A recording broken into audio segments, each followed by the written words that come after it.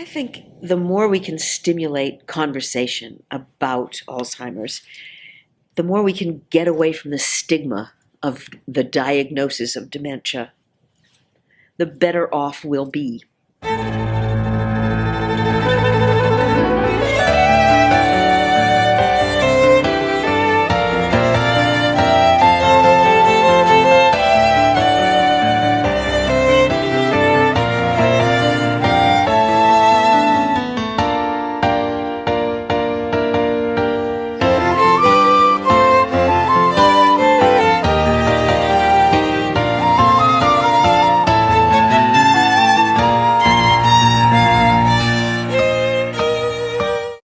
Okay, well, it all started when I was doing the musical Wings, which is about a woman who has a stroke. And in my research, I studied a great deal about stroke. I talked with stroke patients and doctors, and I did a lot of research, and I felt like I learned about stroke. So it was so stimulating and exciting. I really loved doing that particular musical. And around the same time, or shortly after, I did another musical called Nevermore, written by Matt Connor. And Matt's music is so sensitive and exciting and entertaining and beautiful that I thought, gee, he's the right composer who could compose a musical about some other disease. And Alzheimer's popped in my head, and when I approached Matt about it, he said, gee, my grandmother suffered from that disease. So I thought, well, maybe this is supposed to happen. In the meantime, I had a family member also diagnosed with dementia, and watching her struggle made me want to play this character so much. But it took Matt and Stephen Gregory Smith 10 years to get this project not only written but accepted by a theater to actually produce it.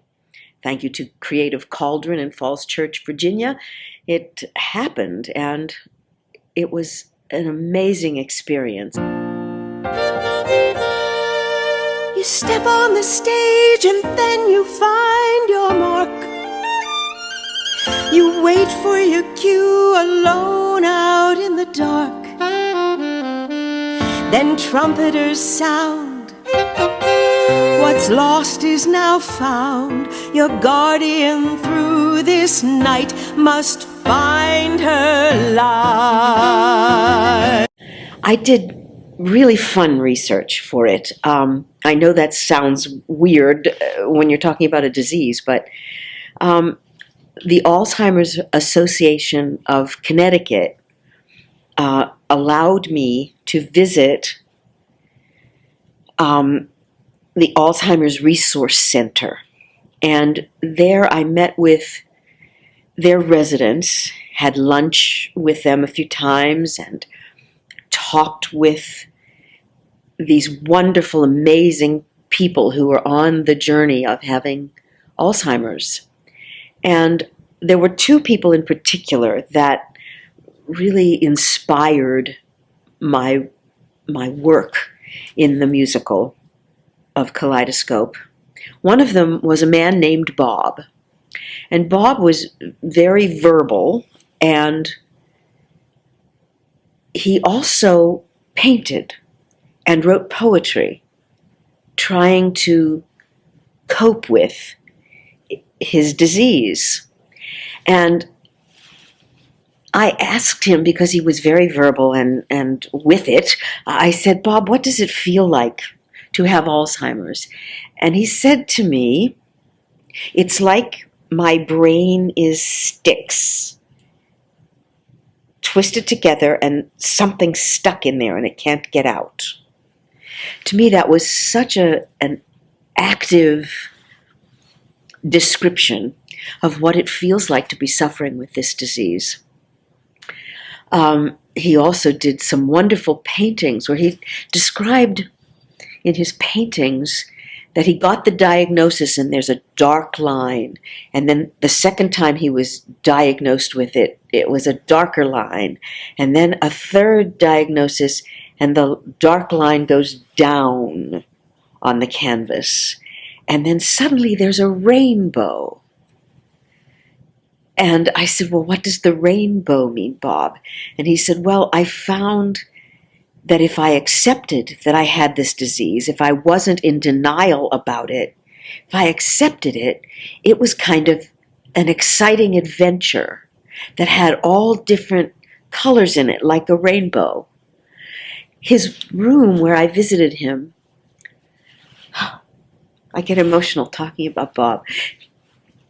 The room where I visited him, every wall space was covered with his paintings, and they were colorful, they were bright, they were cheerful, they were dramatic. And each of them, he explained to me, was a part of Alzheimer's, was in there, in that painting.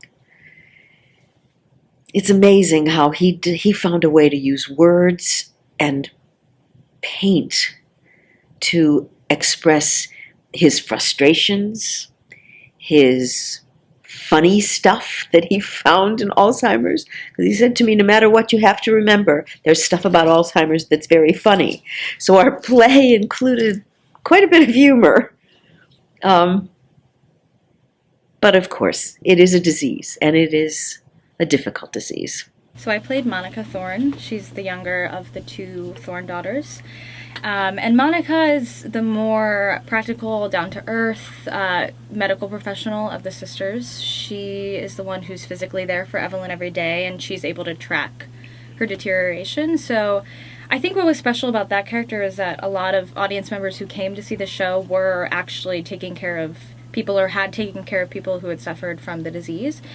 And I think the caregivers are almost as much of victims to the disease as the people suffering the physical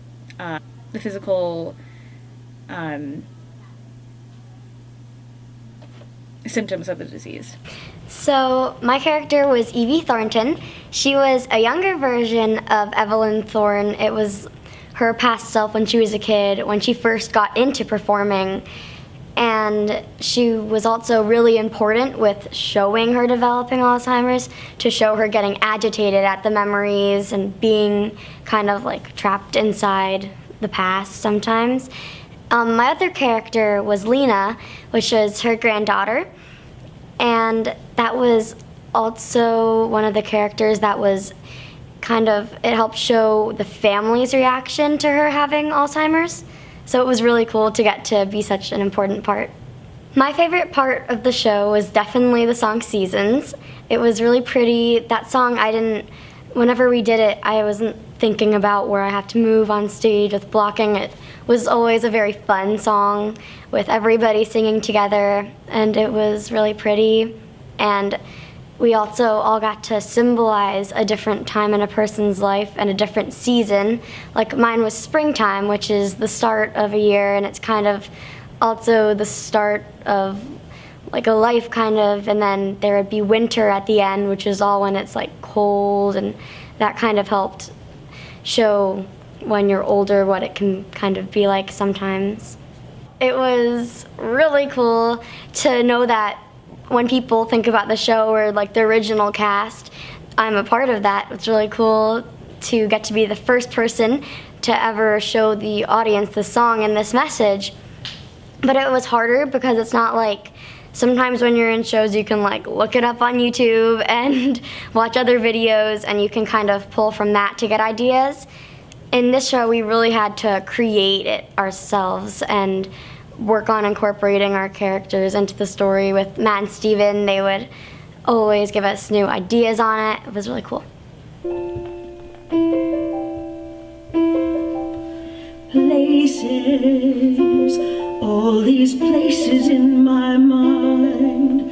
Places, all these years I've left behind.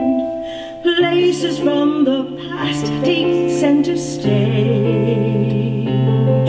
Your life is but a moment on the page. We'll go back and do that all again. We found the project of Kaleidoscope through Flo Lacey, of course. And it was many years working on it, trying to find the right voice of the play and the musical style and everything. And Flo gave us a lot of ideas. And I had the idea along with Matt that there's an author named Thomas DiBaggio who is from Arlington, where we live, who was a gardener, and he had Alzheimer's, and he started writing a book. He wrote two. I read them both. And what was so fascinating to me was how the book would start and then you'd go to the next chapter and it would be kind of similar, but a little different. And then it would start again. And you'd be like, I think I've heard this, but it's different. And by the end, it just kept fracturing. And to Flo's credit, I don't know how she memorized that script. It's so difficult to do, but she did an incredible job. She still says it's the hardest thing she's ever done, and she is the longest running Evita. But Matt, musically, can you speak to what you kind of did? You did a lot of pastiche work, right? Well, I wanted to show, first of all, I think because we set it with this idea of a aging Broadway actress trying to remember her life through a script as if her life was a script, I thought was really genius because it really added a layer to the show that at times was kind of upbeat and fun, like at times when life is, when we did some pastiche to other Broadway sounds, thanks to our genius music supervisor, Warren Freeman, who made it sound very snazzy with all those horns and stuff. But then also having moments of bringing it down to a very intimate score, One More Walk Around the Garden, and the season songs that felt very melodious and easy. But yeah, I thought the score was really unique as well because it also had some fractured moments in it as well. There were songs that were almost like songlets. Mm-hmm. The seasons. Even though the show, I always say the play has the disease, because as the play continues, it follows that structure of like things change and the kaleidoscope turns and we think we're in something we're familiar with and it's totally not. And what was familiar and comfortable becomes like almost like a personal nightmare. But the seasons, there are four women in the show in different seasons of their life. So there's these songlets of the seasons, little nursery rhymes that kind of keep us structured in the timing of the show and where we are. And of course we land in winter. And also that last song, Sundown, that gave sort of this character's final moments almost like a legacy and a life lived rather than a life suffered, or it ending on some sort of note that felt kind of like it was ending. It kind of felt like it was a new beginning of leaving behind this wonderful life that had been led and lived. Yeah. But I was very happy with the production that we did at Creative Cauldron, and also the sanctuary it created for everybody who came and saw the show and stayed for talkbacks, and doctors and therapists and caretakers and patients that saw the show saw themselves in a way that was, I don't think every show that we've ever written really has that same sort of feeling. We were also invited by a local government woman to come and have this forum with Don Beyer, who's a representative from Virginia. And we were a part of this forum about alz.org, and we spoke about Kaleidoscope, and it kind of, the immensity of the subject matter really, so first time I was like, why are like the writers of this musical in this very weighty meeting with but he was in the middle of trying to pass some legislation on the House floor, I guess, dealing with a lot of these issues. So we were only two of like a table of 12 people who different, the disease touched their lives in different ways. And so I think this show has a life way beyond where it's been and where it's going to go. It's an important discussion that I think everyone needs to have. And the more we talk about it, the more likely we are to find help for it, a cure for it. But we have to get away from being so afraid of it and embarrassed by it. It's a disease like cancer. And I can remember a time when I was young where if you got a diagnosis of cancer, nobody talked about it. You were afraid to talk about it. And that's what Alzheimer's and dementia has become. Places, all these places in my mind. Places, all these years I've left behind. Places from the past take center stage. Your life is but a moment on the page.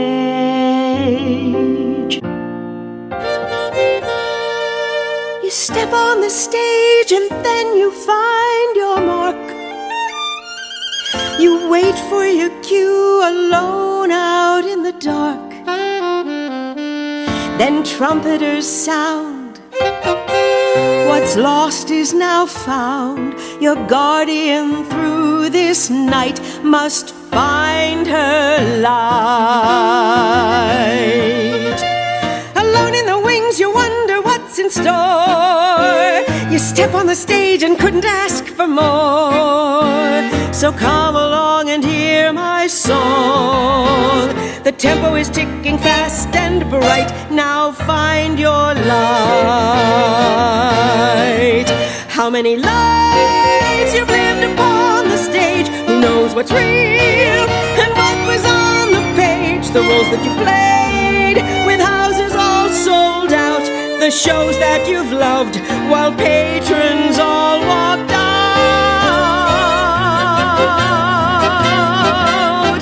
Now come along please, so little time we've got. So take it all in, better alive than not. While still above ground, here's one last look around. You'll know when the moment's right. Just find